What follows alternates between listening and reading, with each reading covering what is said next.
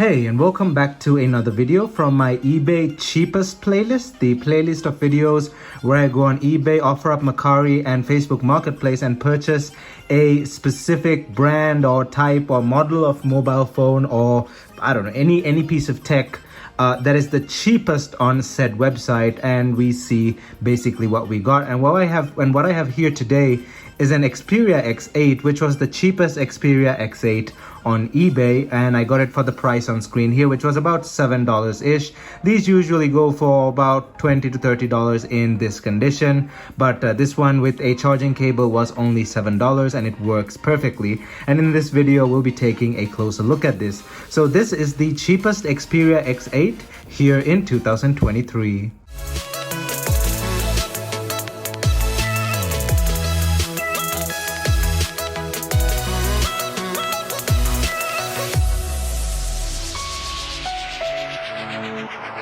So as always, before jumping right in, don't forget to smash that like button down below as it helps this video get on YouTube's algorithm, and also don't forget to hit that subscribe button down below and ring that bell notification button so you're notified whenever I upload a new video. Also, if you have any questions or comments regarding the Xperia X8, don't forget to leave a question or comment down in the comment section below and we can start a discussion, or I can answer your questions. My social media is linked down in the description below, which includes Instagram, Discord, and Twitter. And now let's jump right into this video. So just to point out that this is quite a quick video because I'm working on a longer, more in detailed video on that phone over there. That is a Motorola Z6C Prototype. So this video is going to be a bit more quicker to make time for me to work on that video. But next week we'll be doing a full ringtones video on this Xperia X8, and some of those ringtones may be different because if you have a closer look at this specific X8, you'll notice that's not a normal, selection of built-in apps, or how should I say, the general apps on this thing don't look normal, and that's because this is a China-only variant of the Xperia X8, meaning it doesn't have a Google Play Store. If you look, you'll not find a Google Play Store. Let me focus that in again.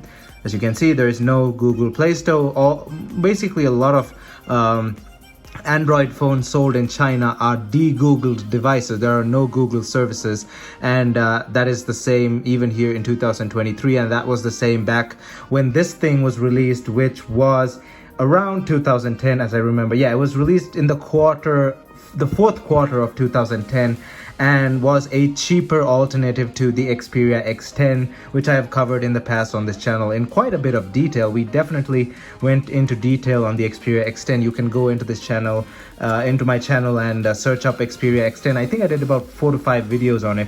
And this is the cheaper, more budget-friendly version. It was a mid-range phone. It was not a super budget phone, but it was definitely cheaper than the X10. And very identical in some ways, but of course it was smaller display, no front-facing camera, and the cameras were a bit, of course, toned down to make for the pricing. The X10 had a very good camera, and this thing for its price has a decent camera. It's also very similar to the Xperia X10 Mini in certain ways. And this one I got for the price, as I showed you earlier, just $7. And I got it especially not because it was $7. I could have waited a bit more, but I wanted to get it because it's the China only version. Now, can I flash a standard ROM onto this? Of course I can, but this is its original OS, and everything else on this phone is the same as the Western or the general international model. But this thing having Chinese apps, as you can see, Baidu, Renren. I can't read Chinese, so I don't know what that is. If you can read Chinese, or I think that's Mandarin, let me know what those apps are down in the comment section. I'm not going to connect this to Wi-Fi or anything like that. I'm just going to keep it as it is. But maybe for the full review, when I do a full review on this device, I'll connect it to Wi-Fi, check out the browser and all that stuff. But as you can see, it works perfectly fine. And it was only $7 with a charging cable, which I can't find now because this arrived about in December of 2022, but I was so busy with moving I couldn't really get to it. But here we are. I charged it up and it is good to go. I think it came with a battery. I can't even remember, but it was definitely confirmed to be working. So let's take a closer look at this thing. So as you can see, it being a modified version of Android, it has the basic functions of Android, but of course this is Timescape, and it's still a full-scale smartphone. As you can see, it has multitasking, but of course it's been de-googled for the Chinese market. Now this thing is running 2.1. That was the official final update, and it's 2.1 Eclair. It was launched with 1.6, and 1.6 was I forgot what Android 1.6 was called. I'll put it up on screen, but it is currently running 2.1 Eclair. 1.6 was that gingerbread? No, it was something else. I can't remember. Anyway, I put it up on screen. 1.6 was what this launched with, and according to Sony Ericsson engineers at the time, they said this thing's lack of memory did not allow it to run anything beyond 2.1, which was proven to be completely wrong by basically the modding community and everyone on XDA forums, because they managed to get it to 2.2 and 2.3 in a few months with a bunch of modified ROMs. And then eventually Cyanogen managed to release 4.0 ICS, Jelly Bean 4.1 and 4.2, and eventually, the final update on this thing via Cyanogen mod was 4.4. So 4.4 KitKat was a bunch of generations ahead from what Sony Ericsson basically said this thing could run. So there was a lot of criticism towards this phone, them not giving updates. It was obviously for them to push other models.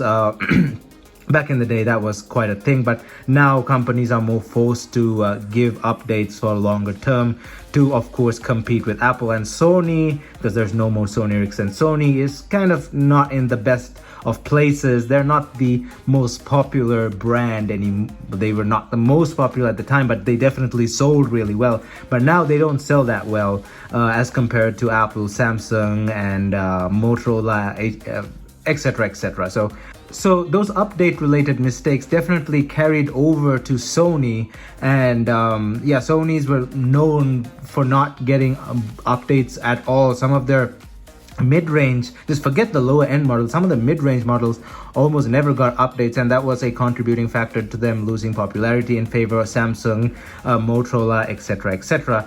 But yeah, that is basically the software controversy surrounding the Xperia X8. But this thing being a Chinese version, it probably didn't get the other updates naturally anyway, because it was only stuck at 2.1 even for the Chinese version. And I mean, if you want, you can go ahead and flash Cyanogen mod on this. It doesn't matter, it's still, the hardware is still the same. So if you were in China and you had access to all of that, you could have still got Cyanogen mod onto this with Google. So there you go, 2.1 update 1.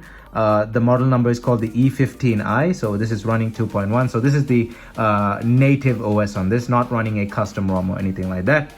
So let's take a look at the phone itself. So as you can see, there's a bunch of dings up front. It's old, what do you expect? It's almost 13 years old as of this video being recorded. The display and all that stuff. We'll go into all the detail in the full retro style review, which, by the way, hit that subscribe button and stay tuned for. We'll be covering this thing in a full retro style review, but of course we'll be doing ringtones separately as well, and then we'll be doing a few other videos on this as well, so definitely stay tuned for those.